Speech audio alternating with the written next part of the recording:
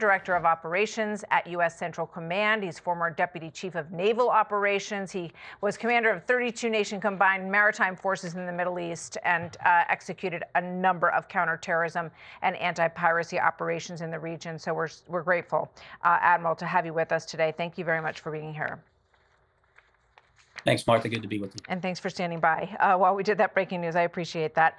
I want to ask you about this. Jen Griffin at the Pentagon reported today that the Pentagon is sending the U.S. Tripoli, a Marine Amphibious Ready Group, and the 31st Marine Expeditionary Unit, additionally now to the Middle East. The Tripoli is stationed in Japan. It would take 1 to 2 weeks to get there, and they say that it will give the commander options.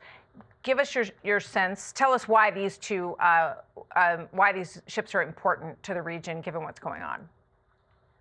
Yeah, Martha. Well, clearly, the CENTCOM commander has a plan that he's executing, right? And every plan, as you're executing it, as it unfolds, things change, things are different, and you may require different forces, or you may bring forces up forward because you have a branch plan. In other words, you're preparing for something that could happen but may not happen.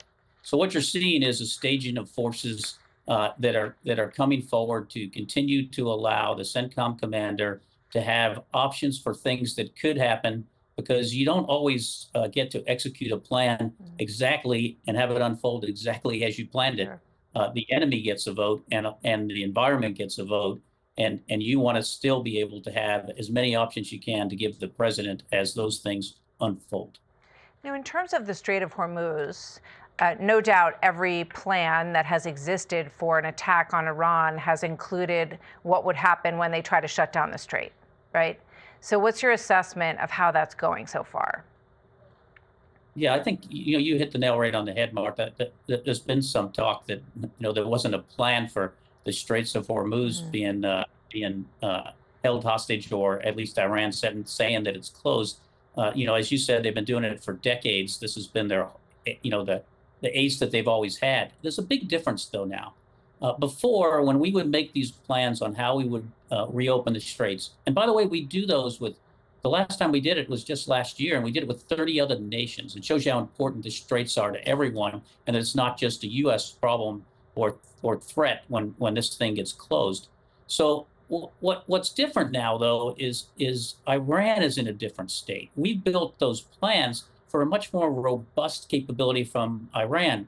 But if you watched what the CENTCOM commander said clearly, we started this operation going after their Navy, and that's included their cruise missiles, ballistic missiles, mine storage facilities, all the things that make their ability to have some punch behind a threat is significantly reduced. I'm not saying that a mission, if it's sequenced in to escort ships or ensure a flow of commerce commences, will be easy.